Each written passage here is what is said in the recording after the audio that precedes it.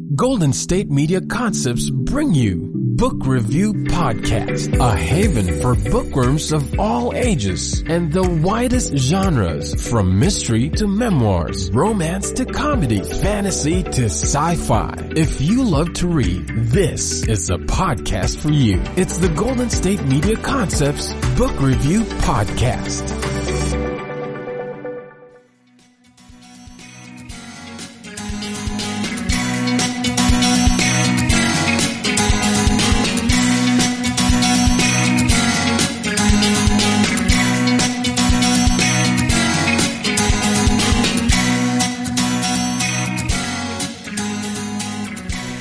Hello and welcome to the GSMC Book Review Podcast, brought to you by the GSMC Podcast Network. I am your host, Sarah. I am happy, of course, to be with you to share another author interview. I hope your week is going well. I hope you had a great weekend. Our guests left. All of the guests have now departed, which is both sad and also, is it bad to say it's a relief? It's not a relief in that, because I miss them, but it's a relief in that, somewhat normal life can now resume. It was great having them here. We did so much and spent wonderful, wonderful time with everybody and went lots of places and ate great food and did all the things that you do when visitors are here. But as an introvert, it's always a little bit of a relief when people are gone, and I can stop being quite so extroverted. Hubby is a extrovert all the way. He loves it. It's his favorite thing in the whole world. But that was our weekend, was just spending a little bit more time with the friends. It rained like crazy here. I felt so bad for our California and Texas guests because they booked an ATV tour on Sunday and it just poured. So their entire trip was rain and cold and mud, and it was 3 hours long. And they were told, no problem, we've got coverings and it's more fun in the rain. And it makes for a very good story. They're laughing about it now, but they were cold. I don't think it was exactly what they were hoping for. No, I know it wasn't exactly what they were hoping for, but they were good sports about it. So, I did not go on that particular outing. I stayed home and, snuggled in bed. It was better for me personally. But anyway, that is a brief rundown of a few things that have been going on, and now back to regular life and just the usual. So that's pretty much it from me. But what's been going on with you? What have you been up to? What have you been reading? I'm nosy. I always want to know these things. So let me know what you have been up to. In the meantime, of course, let's have an interview. I am speaking today with Shetal Shah, who wrote a book of poetry called Shakti Girls. It is a book of poetry dedicated to the lives of Indian women. Let me go ahead and give you the description of the book. Captivating biographical poems come to life in a world of exploration and fun. This delightful book, perfect for kids aged 5 and above, weaves together 13 compelling biographies with engaging rhymes that kids will absolutely love. Meet these trailblazing women who made a big impact. Kalpana Chawla, she soared among the stars, the first Indian woman to explore space. Indra Nooyi, with a heart full of ambition, she led PepsiCo to success as the very first Indian woman. Asha Bosley, her melodies were like magic, earning her the title of the first Indian Grammy winner. But that's not all. From Mindy Kaling, who's known around the world, to the brave freedom fighter Kasturba Gandhi, you'll discover the stories of incredible Indian women from all walks of life. They've shown that girls can do anything, whether it's in science, sports, politics, and more. These women's stories aren't just told, they're sung in rhymes that make learning exciting and unforgettable. And guess what? You'll find empowering words in Hindi to make you feel strong and confident too. Plus, there's a bilingual glossary on every page, so nothing will stop your reading adventure. But wait, there's more. Dive into engaging reflection activities and games that let you connect with these heroines in a whole new way. Learn about their passions, challenges, and triumphs as you discover your inner power or Shakti. And so again, that is the description of Shakti Girls. It is 13 poems about Indian women, some of them born and raised in India, some of them living elsewhere, some names you may have recognized from the few descriptions that were included. For instance, I knew about Indira Gandhi. I've heard of Mindy Kaling, right? I've heard of Kamala Harris. You've probably heard of some of these as well. But there were other women that I had not heard of, or maybe knew the names but didn't know much about. So it gave me a brief introduction to each of these women, and the book is just beautiful. We're going to talk a lot about this, and I'm going to fangirl throughout this interview because there's so many wonderful things about this book. It is so beautifully illustrated, and it just gives you a glimpse into women's lives, women who you may or may not have heard of, maybe women that you would like to know more about, and maybe you have children in your life that you think you would like to read this book with and introduce them to some amazing women. So I'm going to continue fangirling because that's going to go on in the interview, but I'm going to stop talking right at this very moment so that we can do that interview, and then the fangirling will continue as I talk to Shetal. So let's go ahead. Again, the book is called Shakti Girls, and let's turn now to that interview. Hello, Shetal. Welcome to the podcast. Hello, how are you? Thank you for having me on. It's great to be here. I am well, and I am very happy to have you here. I'm very excited to talk about the book, which is a book of poetry. Before we get to that, though, I would love if you would share just a little bit about yourself so my listeners can get to know you a bit. Sure. My name is Shetal Shah. I am a former teacher turned author, writer. I taught at girls' schools as a world studies teacher for about 15 years, both in New York City and in Atlanta, Georgia, which is where I currently live, before I reconnected with my love for writing, a hobby that I tucked away for a long time, believing that the world of writing didn't have a space for someone like me and the stories that I've been wanting to share. So my parents immigrated from India to the United States back in the 1970s. And so I was born in the US. I grew up as a second generation Indian or Indian American. And so a lot of my upbringing growing up in the US as an Indian American, my career then as an educator, and now as a mom to the next generation, all of those things really inspired me to write my book. And so, yeah. Wonderful. And actually, even from that introduction, I can see so much of your story and history in this book, which is wonderful. And since we're talking about it, and people may or may not know what we're talking about, the book is called Shakti Girls. Can you give an overview of it? Sure. So Shakti Girls is a picture book. It's a middle grade picture book, but I know many women, adults, families that are enjoying the book just as much as children are. It's a compilation of biographical poems about remarkable women from India, women with Shakti. Shakti means like your inner power, your inner force or energy, and it can manifest in a lot of different ways, right? Through talent, through ambition, through your intelligence, through your compassion and love for others. And so these women that I've written about in this book, through their passion and their talents and their ability to make a difference in this world, they've demonstrated their own inner Shakti. And so the women in this book, they represent the diversity of India and its diaspora. So they're from different parts of India. They grew up speaking different languages, different religions.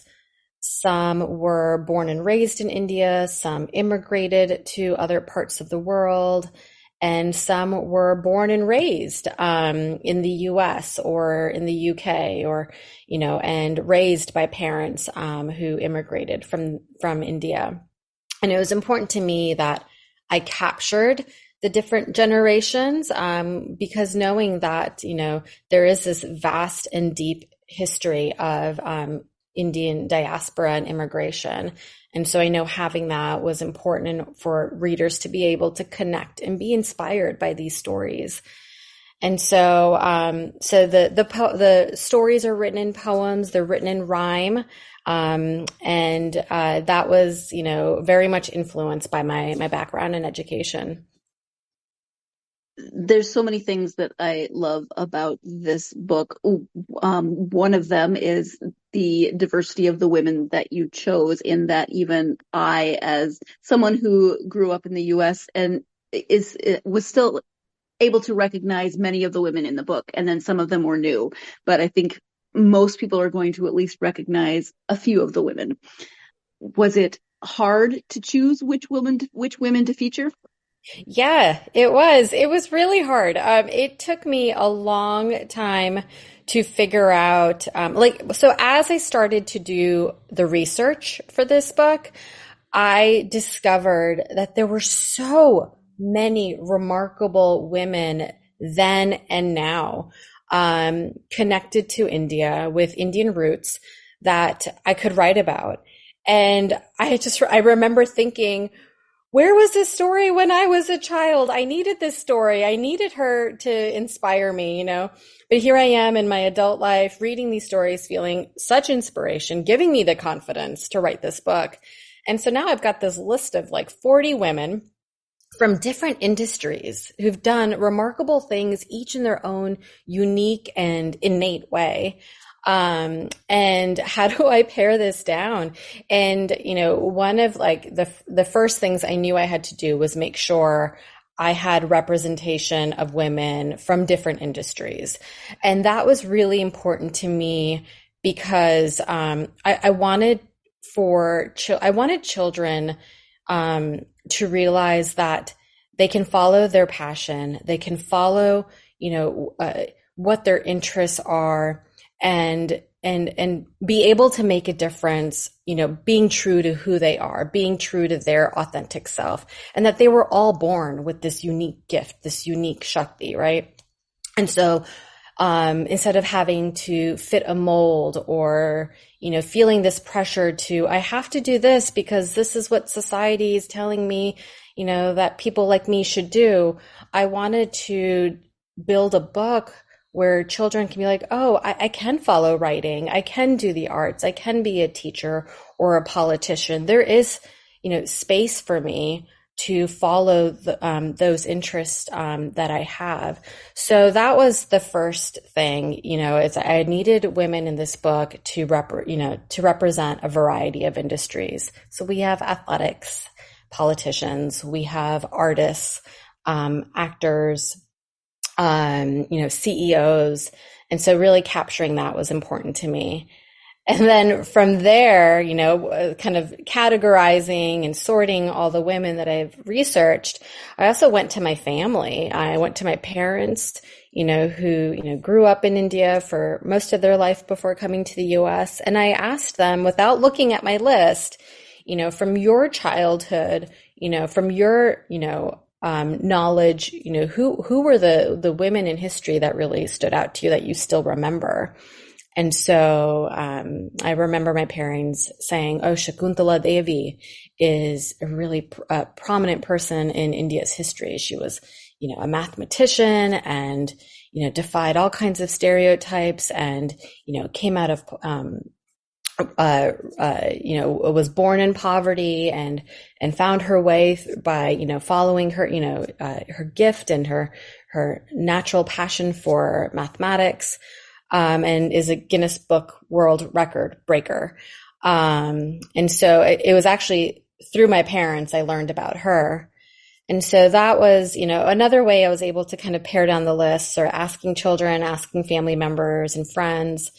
And then I also thought about, who were the women that inspired me, on a personal level. And there was one person in particular, Jhumpa Lahiri, that I remember reading. I read her book, Interpreter of Maladies and Namesake, when I was a senior in high school. And she was the first South Asian author that I had seen on the shelf of a bookstore.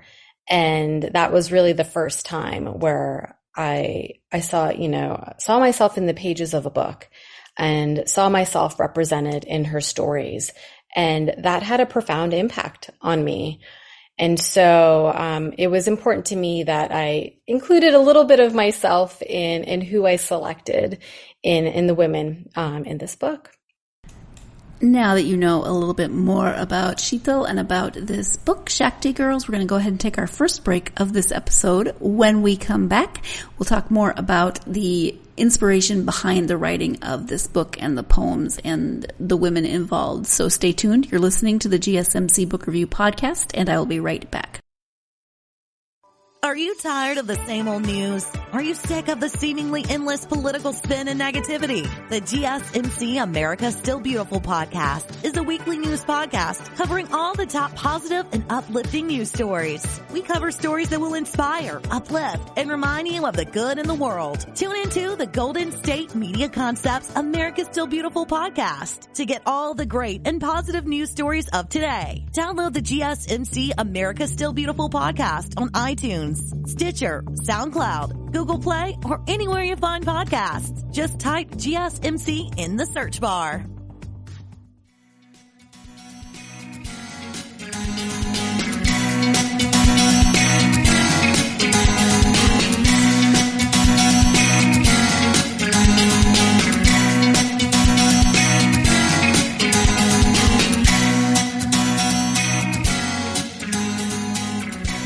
Welcome back to the GSMC Book Review Podcast. As you know, I am speaking today with Shetal Shah about her book of poetry, Shakti Girls.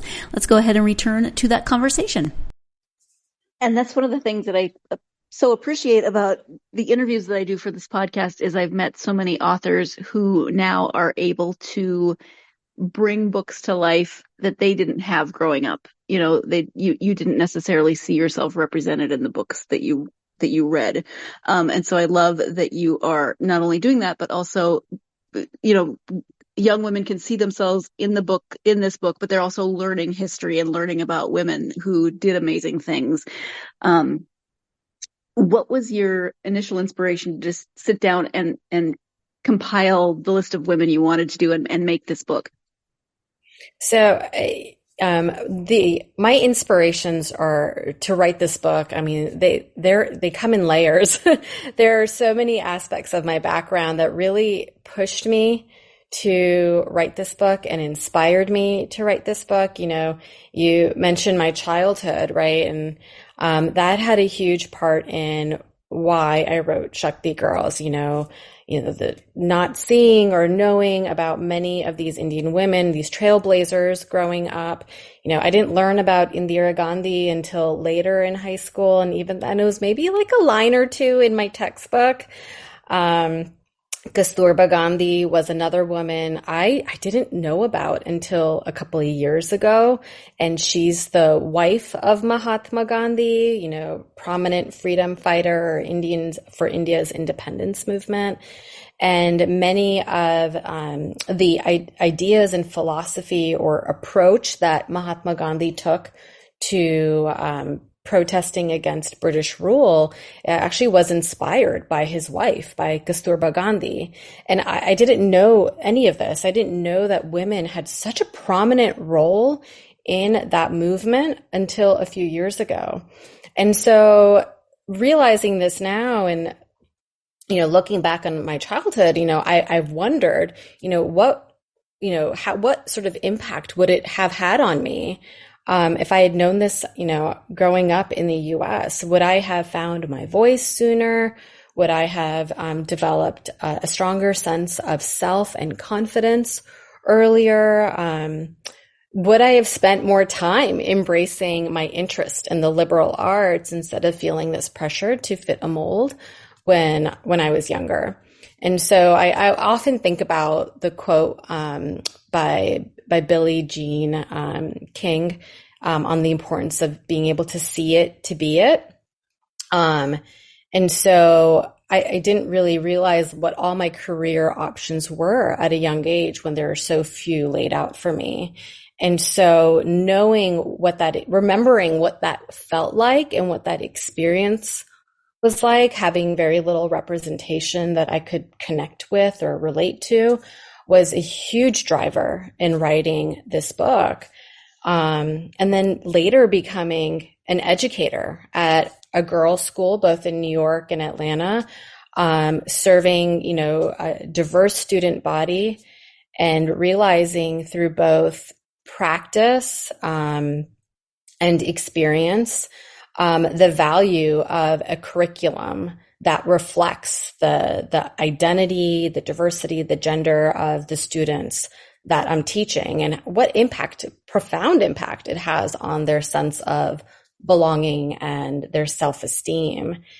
I remember when I was in college, towards the end of, I think it was my end of junior year or senior year, I took a course that was related to my minor. And the course was on South Asian diaspora. And that was the first time I took a course where I felt like my story, my family's history, our experience, my parents' experience as immigrants, my experience growing up in the U.S., was part of a curriculum, was part of the larger story in history of America. It was really the first time I felt seen. I felt like I was, part of something important. And remembering that experience, was critical in helping me understand as an educator how important it is to make sure I include as much as I can material that reflects, the diversity of my students and their identities. And I remember in that course, I found myself more motivated, more academically engaged, because I could connect to the course. And that's not just true for me. There's research that shows that, academic engagement increases when there's more inclusion and diversity and curriculum. And so as a teacher, I remember trying to find materials and readings to bring into the classroom that reflected my students, and also bringing in my own personal history and identity to the curriculum, and often falling short. And realizing that there is a diversity gap in children's literature. There is a diversity gap in educational materials that, teachers can bring into the classroom. And so I wanted to do something about that as well. And then I would say, becoming a mom, really put pressure on me to tap into my dormant creative side and start writing, going, into the pandemic, in lockdown, I was reflecting a lot and really missing my creative outlets, and writing poetry, something I did a lot as a child. And having, raising two boys, asking questions about their identity, really, compelled me to write Shakti Girls, and raising two boys, I felt even more of an responsibility to expose them to these stories of these, remarkable women, and helping them grow up and with this, understanding that of what women are capable of. Absolutely. And one thing that I appreciate is that, as a history major in college, I love history, but reading history can sometimes be mind-numbingly boring. So what I love about the book is that the illustrations are beautiful, the poems are accessible, they're easy to read, and if they inspire any young reader to then do their own research and find out more about any of these women, or even look into other people in history, I think that would be amazing. Was that one of your hopes for what this book might do for readers? Absolutely, absolutely. And to talk about, I have to, when I hear when I talk about the rhyme, I have to give credit to my younger son, who was the inspiration about the rhyming component of the poetry. As a history teacher, I love bringing biographies into my house. I love exposing them to stories of brilliant, who've done remarkable things in the world. And I remember my younger son, who was, I believe he was like 6 at the time. He was like, Mom, and he's one of my staunch supporters. He's like, Mom, can you please write the stories in a way that's like fun to read? And I looked at him like, fun to read? What do you mean? And then he was like, and he said something like, like llama llama. And then I'm like, llama llama. So I'm like reading through Llama Llama, one of his favorite books. And then I started reading through some of the other books that he loves so much, at home, some of, picture books. And I realized he likes the sing-songy sound of the way these books are written, and the rhyme I was very much inspired by how the rhymes were written in Dr. Seuss. And then I started thinking about, well, of course, I know as an educator, rhyme is a great pedagogical strategy to boost long-term memory. It's fun to read, it's engaging, but the brain actually loves rhymes. It makes it easier to remember things. And so I have to give a shout out to my son for, giving me, the push to think about how I can capture these biographical stories in a way that's engaging for children to learn. I love that. And I love that it was llama llama, mostly because I have seen I don't know if you've ever seen the YouTube video of the rapper Ludacris rapping llama llama. I have. I love it. It's like fabulous. I love it so much. And my husband keeps telling me, he's like, I'm going to rap one of your poems, Shetal, and I'm going to post it. And I haven't stopped him. I think he keeps forgetting, but he's like, I'm going to do it one day. I'm like, these are totally rappable. You should do it. Please, if that ever happens, send me a link. I I need to hear that. I will. Oh. Yeah. A lot of like the way, like I wrote, like, created the book was like the educator in me, and like, how can I make this fun? There's like the hidden object activities with each illustration and the reflection at the end. But I wanted like readers to be part of the experience in reading the book, and engaging like all the different ways they can think about what they're reading and learning. Yeah, and even as a middle-aged woman, I did all find the picture exercises in each picture just because it was fun. It's time for our second break of this episode, but hey, when instructions in a book tell me to do something, then I'm going to go look for the things that it tells me to look for. I'm very good at following directions, and it was entertaining, so hey, there you go. We are going to take that second break of this episode. When we come back, more about the poems themselves and some of the Hindi words that are included in the poetry. Stay tuned. You're listening to the GSMC Book Review Podcast, and I will be right back. Tired of searching the vast jungle of podcasts? Now listen close and hear this out. There's a podcast network that covers just about everything that you've been searching. The Golden State Media Concepts Podcast Network is here. Nothing less than a podcast bliss with endless hours of podcast coverage. From news, sports, music, fashion, cooking, entertainment, fantasy, football, and so much more. So stop lurking around and go straight out to the Golden State Media Concepts Podcast Network. Guaranteed to fill that podcast itch. Whatever it may be. Visit us at www.gsmcpodcast.com. Follow us on Facebook and Twitter, and download us on iTunes, SoundCloud, and Google Play.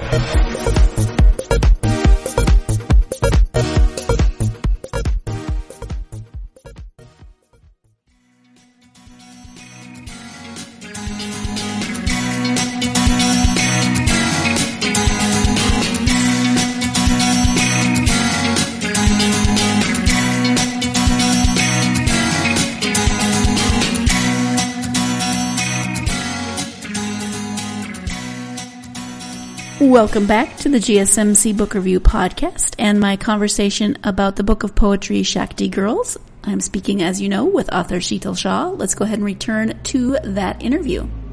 To the rhyming nature of the poems, you also include at least one Hindi word in every poem. Can you talk about deciding which words to use and, the importance of including those words and their definition below the poems? Yeah, thank you. So every poem has a Hindi word embedded into the poem. And I decided to do that because I wanted readers to walk away with, whether it's an introduction to the language or, they're building on their understanding of the language with words that, that are empowering, that are positively affirming. So words like clever or passion. I wanted them to build a vocabulary of Hindi words that could also be used as part of an affirmation statement to help uplift their confidence and their self-esteem. And I remember, while I was, I would write the poems first, and then I would go in and look and see what's a word here that I want readers to remember, and that I could translate in Hindi without messing up the syllable count for each line. It could get a little complicated at times, but it was really important to me that there was a word that was positive, self-affirming, and that they could learn in a different language. Growing up, I learned Gujarati was was the language that I grew up speaking in addition to English. Gujarati is, a dialect, a language, one of the many languages of India. And, I can speak it, somewhat fluently, but these were like self-affirming positive words were not part of my vocabulary when I was young. And so I think, if I had learned some of these words too, when I was younger in another language, it's just a beautiful way to, boost your self-esteem, to, encourage, someone's more positive outlook or inward look of themselves, while learning another language. It's another beautiful way of learning another language. Absolutely. And it sounds like you put so much thought into every aspect of the book. How much research did you actually do for each poem? Quite a bit. I definitely did a lot of online research. I would start there, especially if there were women that were sort of unheard of, or where it was kind of difficult to find books about. So I would start online. If there were books about any of these women, I would grab their books. I would read. If there were podcasts or interviews or articles, I would read those as well. And then I would try to find consistent stories in all of those sources, fact checking everything as much as I could. I remember I would sometimes wake up in the middle of the night in panic that I got like a date wrong. So like making sure the content was accurate was really important to me. So really not falling short on the research. And so, and also making sure that whatever information I included in the poems was publicly available as well. And so, yeah, I definitely took a lot of time in doing the research. There was, I would start off my research with specific questions that I had about every woman. What was her early life like? And this is something I did in the classroom as well. Actually, a lot of how I taught my students to do research and to conduct long projects that solved a real world problem, I used in developing this book. And so for the research, I started off with, what are the questions that I have about these women, and then going into the research and finding those answers to those questions. So questions like, what was her early life like? What was her family like? What was her education? What were her ambitions? And then what challenges did she face? That was a question, I definitely wanted answered for every woman, because they all have stories of resilience and hardship, something they had to overcome. And then I wanted to capture, how did she overcome that solution? And then what was her long lasting legacy and impact? And then my final question would be really more for myself. Like, what is the greatest takeaway from this woman's, life and achievements that we could all relate to? And I wanted to make sure that was part of the poem as well. Towards the end, like, what the biggest takeaway is, how can we apply lessons from her life and, apply it into our own? And so, yeah, having those questions and then doing the research and filling in with those questions with answers, was a really helpful process for me. Yeah, I can imagine. Absolutely. Do you want to do another volume of this poetry? Because I know there's more women than what are included. Yeah, I mean, I could go on and on and on. Yeah, so I am in the process right now of writing the second Shakti Girls. I actually just got off the phone with my small but mighty team who helped me put the first Shakti Girls together. And so, yeah, I'm in the process of researching and writing. I'm about halfway through. It is, it's a lot to write these poems, and I love the process. I love the writing. The research is, it's so inspiring to go in. I can research their lives and read their stories for hours. But it definitely takes, I'm trying to not rush through the process is, what I'm trying, my hope is to not rush, to get to the end result, but to really take my time and give the women, the time that they deserve to really get their story right and the poem right for my audience. Mm-hmm. Yeah, wonderful. We've touched on the pictures a little bit, but the illustrations are beautiful. Can you talk a little bit about those illustrations and also the artist that did them, Kavita Rajput? Yes. So Kavita Rajput, she was amazing to work with, and she did a phenomenal job with the work. She approached the illustrating using a very traditional style. She hand painted and hand drew everything and then went back and emphasized with some digital work. And it was in talking with her in the beginning, actually our first meeting was exactly a year before the book came out, March 6th, 2022. And within 30 minutes of our conversation, I knew right away she was the right person for the job. She understood the mission, the purpose of why I was writing Shakti Girls. And I knew that she was going to really pour her heart into this book. And she did exactly that. And we talked a lot about really capturing historical, traditional Indian elements into the artwork. And so the cover and the back cover and even throughout the interior pages, you'll find floral motifs. And those flowers are traditional historical Mughal flowers, the Mughal dynasty. And so if you go to the Taj Mahal or if you look up, Mughal art, you'll see there's a specific style of flowers that are always drawn. And so we wanted to incorporate those flowers, which are, such a distinct part of Indian history, into the book. And so that was, we definitely wanted that touch of Indian history represented in the illustrations. And then, the title Shakti Girls has that horizontal line above each letter. That's the Shiroreka. And that is, that line you'll see, in all of Hindi, right? When in all the characters and how Hindi is written, the dominant language in India, it's got that line above. So I thought that was a really great way to sort of capture, the Indian culture and one of its main languages.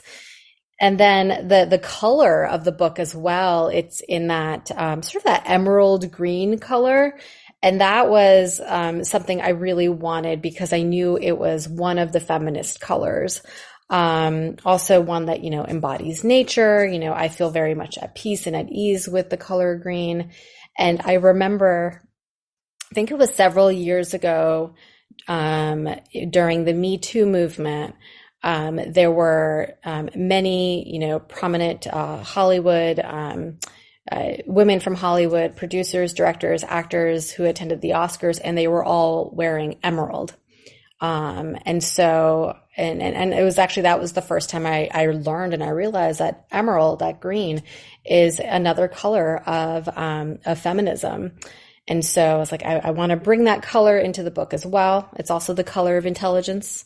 And so, so there was, purpose and reason really behind all the different, artistic elements of the book. I know I already said this, but I really, really love all of the thought that went into every detail, every aspect of the book. It's really wonderful. Thank you. Yeah, it was definitely a labor of love. And it was also a really cathartic process as well. I definitely wrote it for the next generation. And actually one of the big pushes to have me buckle down and write was when I shared the idea with a friend, and I was terrified because, the idea had been in my mind for a long time, but to get it out there in the universe was terrifying. But I told a close friend of mine that, I have this idea. I don't know if I should do it. And she was like, stop everything you're doing. I've known you since you're 5 years old. You can do this. And if you're not going to do it for yourself or for your own kids, do it for my daughter, my 5-year-old daughter who needs a book like this. And when she said that, I was like, okay, I need to just buckle down and write this book. Cause I then realized that there is this next generation, that needs a book, just like how I needed a book like this when I was a kid. And so that really, that really pushed me to eventually get the writing going and putting everything together. But the process was incredibly cathartic and healing for myself as well. I think whenever you are part of a solution to a problem that's been bothering you, it can be very healing. And so, yes, there was a lot of thought that went behind the every little detail of this book. I wanted to put a book out there that all children could be proud of, would be drawn to.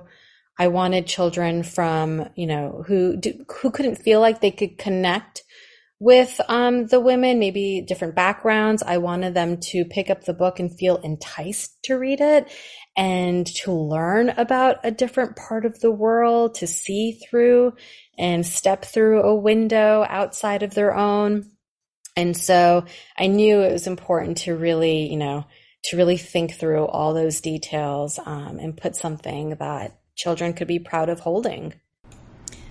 I really, truly do love the amount of thought that went into those details, as I have said in other places during this interview, but it is, wonderfully well thought out, well put together, and beautifully done. So let's go ahead and take our final break of this episode. When we come back, we'll be talking about some of the responses that the book has received. So stay tuned. You're listening to the GSMC Book Review Podcast, and I will be right back. Pets bring such joy to our lives, and the GSMC Pets Podcast is here to share in that joy. We'll tell stories of pets finding their forever homes, acting in unexpected ways, being helpful, or just being silly. Whether you love dogs, cats, llamas, reptiles, fish, or you've never met an animal you didn't like, the GSMC Pets Podcast is for you.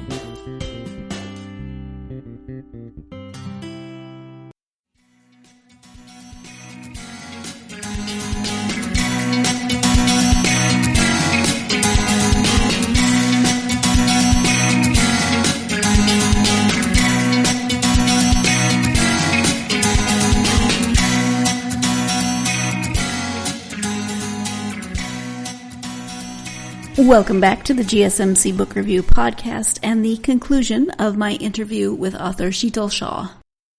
I completely resonated when you said, you thought about doing this, you wanted to do this, you were terrified about doing this. Sometimes part of that process is just taking that first step to actually do it. And it's wonderful that you had the friend to encourage you in that way. Yeah, definitely. And it's since the book's come out, I've had an outpouring of support to keep going. There are days, when you're a new author, a debut author, it can be a scary world to step into, especially, if you're not familiar with the world. There's a lot that I've had to learn in the past 9 months. And so there are days where I'm like, oh, did I do the right thing? Am I doing the right thing? I'm not sure. But every time I go to an event or I'm at a school, I'm reminded of how important it is to have books like this that represent, that affirm, but also give a window to children how badly these books are needed. And so, when I hear from parents that they're grateful and they are so looking forward to the next one. I had one dad, I was at a literature festival, and he came back to my table, I think 3 or 4 times, wanting more copies of the book. And I could tell he, was feeling emotional. And he said, I know exactly why you wrote this book, because we didn't have books like this when we were kids. And when he said that, I got choked up. 'Cause not only is he buying this for his kids, or, he's wanting his daughters and his nieces to have what we didn't have, but I think we were both healing in the process of, in this process of now doing something for the next generation. So yeah.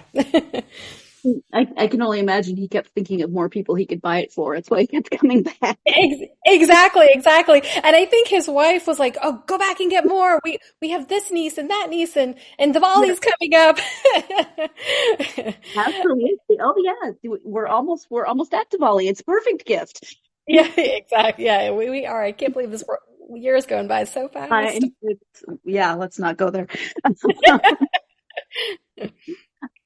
From your own experience, and it has been a learning process for you, obviously, what advice would you give for someone who might want to write a book or just write in general? Yeah, absolutely. So, for me, one of the, I've always known since I was a kid that I have this love for writing. I used to write poetry, all the time when I was a kid. I used to pretend they were song lyrics. That was not a good idea. I should have just stuck to poetry. But from a young age, I had this draw towards stories and writing.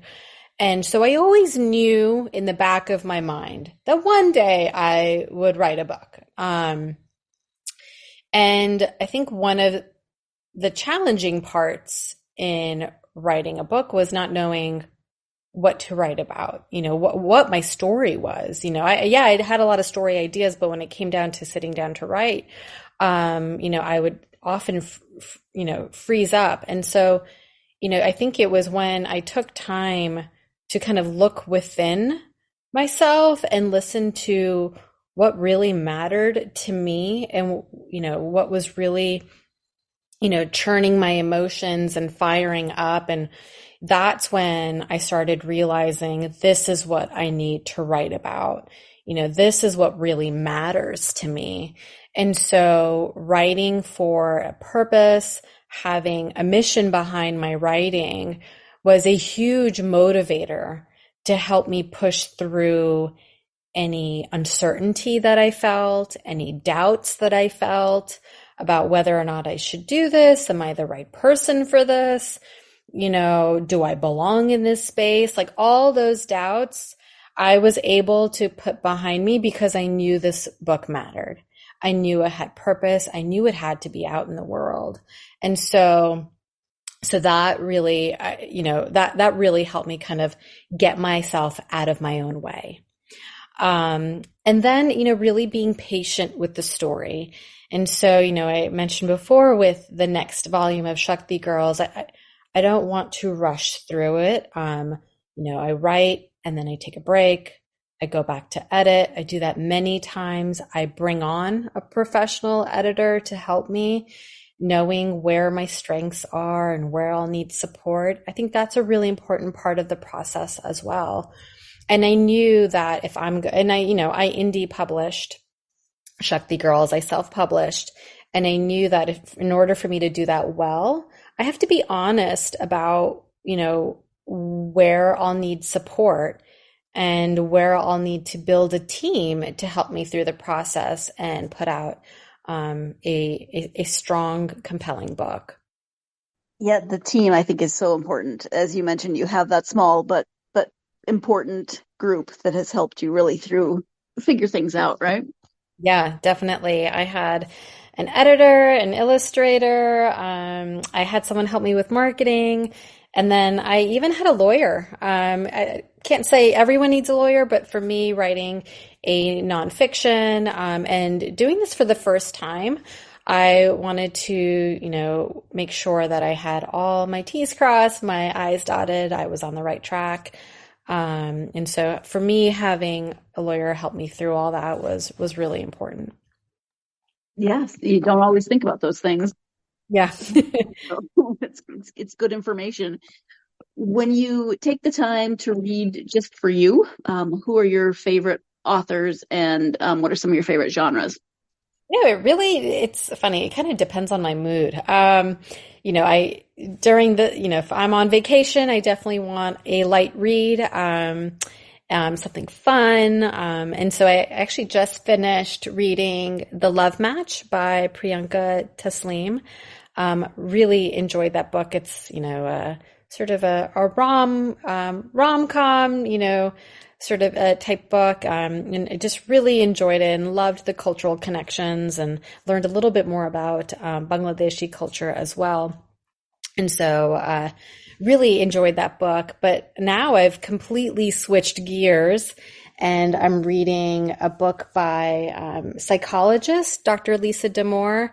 And she writes a lot about parenting and raising teenagers. And I was first introduced to her work as an educator. And, she had written a lot of books about, raising girls and educating girls, especially through the teenage years. And so I've always found her work to be really instrumental to me as an educator, as, an advisor to many young girls. And I've just continued to read her work as a parent. And also, this is, an area that I'm clearly really passionate about. So I kind of like go back and forth, between, fiction, some romance to nonfiction, parenting. And then I think my next book that, I'm kind of in the mood for like a murder mystery. That might be my next book. So I'll jump around depending on my mood. I like a lot of variety. That is apparent. I mean, I'm just smiling from the psychology and the raising of teenagers to murder mystery, I got to keep myself, engaged and on my toes. I got to mix it up. I love it. How about social media and internet presence? If you have a website, please share that, and then any social media that you are active on. Sure. So my website is www.shetal, SHETAL -Shah, SHAH.com. And I post all like my blog articles, all my writings, podcasts, all of that is there.